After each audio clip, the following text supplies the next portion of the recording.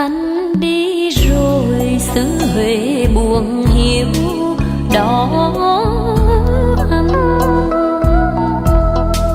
Chim sa đàn không còn nghe hót trên cánh. Em của anh cũng sầu mình mong khi vắng anh đứng nhìn bên sông. Nỗi u hoài sẽ nặng buồn tim bé bỏng. Mưa trên rừng, mưa về thành xưa hắt hiu. Đây con đường sớm chiều mình lên thiên mù. Vẫn ôm ấp một lòng son, sao bóng anh vẫn còn xa xăm để âm thầm ai chờ ai héo.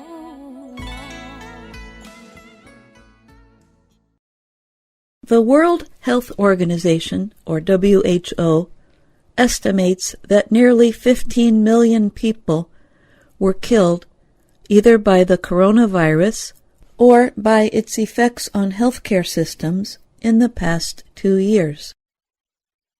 The number is much higher than the official death count of 6 million. Most of the deaths were in Southeast Asia, Europe, and the Americas. In a report released on Thursday, the UN agency's chief Tedros Adhanom Ghebreyesus described the figure as sobering. Sobering is a term that suggests a feeling of seriousness and thoughtfulness. Tedros said the number should lead countries to invest more in their abilities to deal with future health emergencies. WHO researchers estimated there were between 13.3 million and 16.6 million more deaths, called excess mortality, from January 2020 to the end of last year. The health organization said the number 14.9 million is the difference between the number of deaths that have happened and the number that would be expected based on data from earlier years. The number 14.9 million is at the middle of the upper and lower ends of the estimate. They were either caused directly by the coronavirus or were somehow related to the pandemic's effects on healthcare systems. For example, some people with cancer were unable to seek treatment when hospitals were full of COVID patients. The WHO did not immediately break down the figures to show the difference between direct deaths from COVID-19 and others caused by the pandemic. Albert Koh of the Yale School of Public Health was not involved in the WHO research. He said, having these WHO numbers is so critical to understanding how we should combat future pandemics and continue to respond to this one.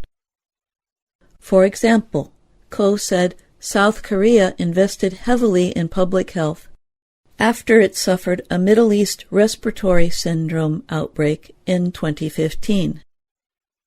The decision helped the country to limit its death rate to 5% of that of the United States. The exact numbers of COVID-19 deaths have been difficult to come by because of limited testing and differences in how countries count COVID-19 deaths. Official government figures reported to the WHO and a separate count kept by Johns Hopkins University show just more than 6 million reported coronavirus deaths to date. In a recent study published in Lancet, scientists at the Institute of Health Metrics and Evaluation at the University of Washington estimated there were more than 18 million COVID deaths from January 2020 to December 2021. The Washington scientists estimated that there were more than 3 million uncounted coronavirus deaths in India alone. And the WHO's new estimate said there were more than 4 million missed deaths in the country.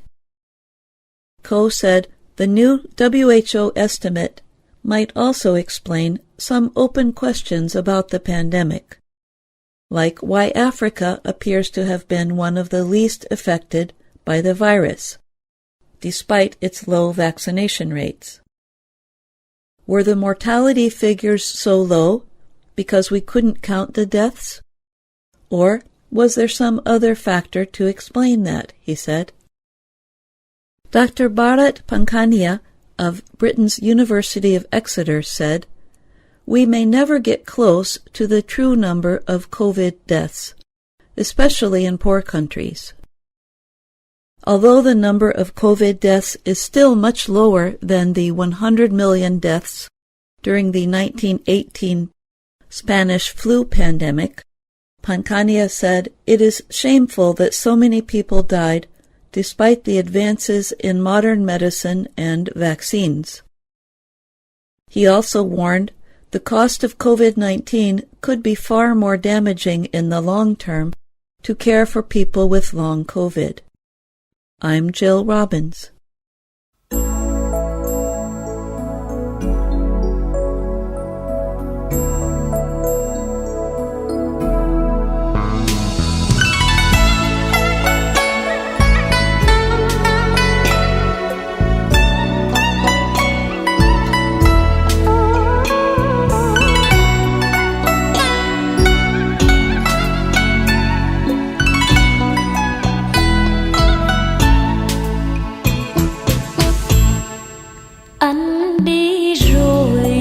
Huế buồn hiu đó anh,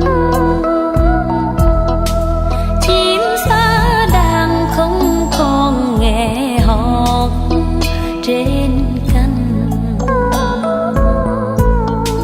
Em của anh cũng sầu mình mong khi vắng anh đứng nhìn bên sông, nỗi u hoài sẽ nặng buồn tim bé bỏng.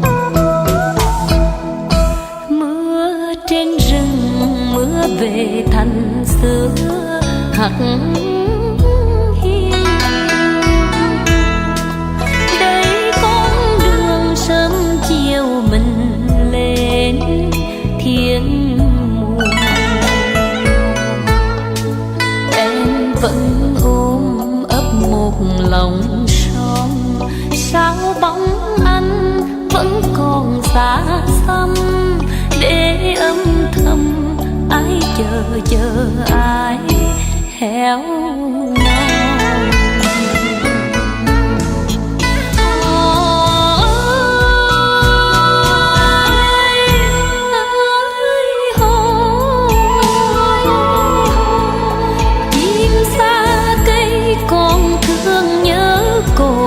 Chứ người xa người tôi lắm người ơi ơi hò. Xa anh rồi em như người mất trí, đêm đêm về em như người mong du, chờ mong bóng ai mịt mù.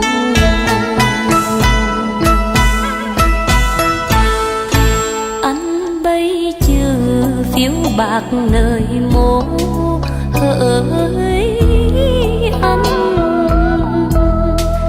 em bây chứ như là chiếc lá xa cánh, nghe mắt như vương hạt mưa ngâu. Em nhớ anh khóc hoài đêm thâu, thương nhau rồi sao đành để chi đớn đau.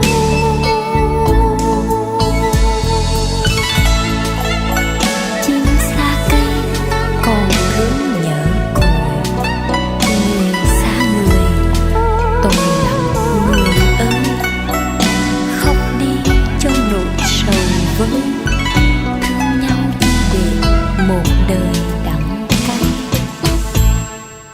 Anh bấy chừ phiếu bạc nơi mố hỡi anh, em bấy chừ như là chiếc lá xa cánh, nghe mắt như vương hạt mưa ngâu. Em nhớ anh khóc hoài đêm thâu, thương nhau rồi sao đành để chi.